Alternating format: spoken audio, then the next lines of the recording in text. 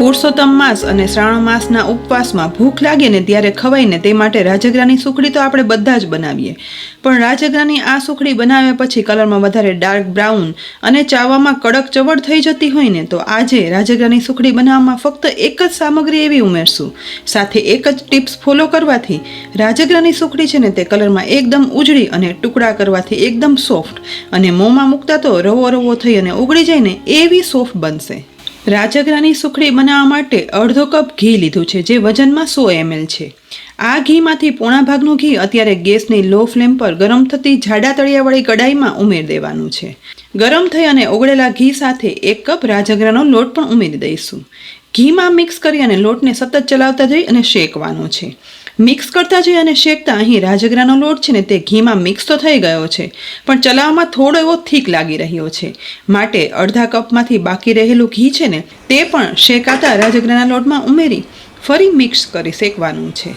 લોટ શેકાવાની procedure છે ને તે નોર્મલ ઘઉંના લોટની સુખડી બનાવીએ ને એમ જ છે। અહીં લોટ શેકાવાને લગભગ 6 થી 7 મિનિટ થઈ ગઈ છે અને મિક્સ કરવામાં લોટ ફ્લફી હળવો પણ લાગે છે, સાથે લોટ શેકાવાની સુગંધ સાથે તે કલરમાં પણ થોડો એવો વધારે બ્રાઉન થયો છે। તો હવે આ સમયે પહેલું કામ છે ને તે શેકાયેલા લોટની કડાઈનો ગેસ બંધ કરવાનું છે। ગેસ બંધ કર્યા પછી અહીં મેં 1/4 કપ મિલ્ક પાવડર લીધો છે।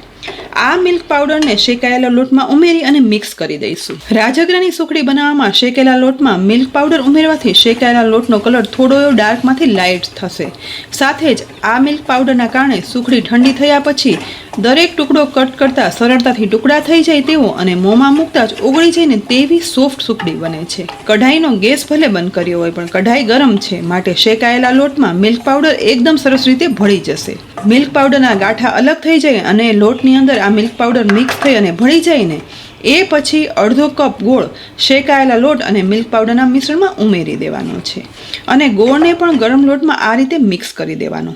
લગભગ અડધી મિનિટમાં ગોળ છે ને તે લોટમાં એકદમ સરસ મિક્સ થઈ ગયો છે અને લચકા જેવું રાજગરાની સુખડીનું મિશ્રણ તૈયાર થઈ ગયું છે। તો આ સમયે એક ડીશમાં અડધી ટીસ્પૂન ઘી ઉમેરી ડીશના તળિયે બરાબર લગાવી લેવાનું।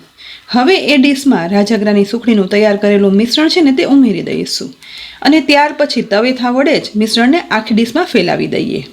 ફેલાયેલા મિશ્રણને એકદમ સરસ સેટ કરવા માટે નાની વાટકીની પાછળ ઘી લગાવી લઈએ અને પછી આ રીતે ડીશમાં સુખડીની સરફેસ સેટ કરી લઈશું।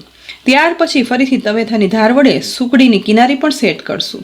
હવે એકદમ સરસ રીતે સરફેસ સેટ થઈ ગયા પછી તુરંત જ કટ પણ પાડી લેવાના છે, કારણ કે સુખડી ઠંડી થયા પછી કટ પાડવા થોડા મુશ્કેલ બની જશે। પસંદગી પ્રમાણે નાનાથી મોટા જેવા ગમે ને એવા ટુકડા માટેના કટ પાડી લેવાના। કટ લગાવ્યા પછી ઉપરથી થોડી એવી બદામના ટુકડા પણ ગાર્નિશ કરી લઈએ। આટલા જ સમયમાં તુરંત સુખડી ઠંડી પણ થઈ જશે, તો તવેથા વડે પાડેલા કટમાંથી ટુકડો અલગ કરતા જુઓ એકદમ સરસ સુખડી સેટ થઈ ગઈ છે અને કલરમાં એકદમ ઉજળી અને ટુકડા કરતા એકદમ જરા પણ જોર દીધા વગર સુખડીનો ઇઝીલી ટુકડો થઈ જાય છે એવી સોફ્ટ રાજગરાની સુખડી બની અને તૈયાર થઈ ગઈ છે। અને આવી સુખડી મોંમાં મૂકશો ને તો રવો રવો થઈ અને ઓગળી જશે, એટલી સોફ્ટ રાજગરાની સુખડીના ટુકડા બનાવી અને પેક કરી અને રાખી દો ને તો 15 દિવસ સુધી એ સ્વાદની અને સારી રહે છે, જેથી ઉપવાસમાં મન થાય ને ત્યારે એક પીસ ખાઈ લઈએ ને એટલે બસ મજા જ આવી જાય અને પેટ પણ ભરાઈ જાય, સાથે ફરાળી પણ ખરું એટલે આપણો ઉપવાસ પણ એમ જ રહે। તો ફ્રેન્ડ્સ, આ પુરુષોત્તમ માસમાં અને શ્રાવણ માસમાં ગમે ત્યારે ખાઈ શકાય ને તેવી આ રાજગરાની સુખડીની રેસીપી કેવી લાગી? એકવાર જરૂરથી આ મિલ્ક પાવડર નાખી અને બનાવજો અને પછી કહેજો કે આ સુખડી કેટલી બધી સોફ્ટ થઈ છે। રેસીપી ગમી હોય ને તો લાઇક કરી અને શેર કરજો, સાથે જ અમારી યુટ્યુબ ચેનલ સબસ્ક્રાઇબ કરી બાજુમાં આપેલ બેલ આઇકન પણ પ્રેસ કરજો અને અમારા ફેસબુક પેજને લાઇક કરી અને ફોલો કરજો, જેથી આવી ઉપયોગી રેસીપીના અપડેટ્સ તમને તુરંત જ મળી જાય। ફરી મળશું ઉપયોગી રેસીપી સાથે।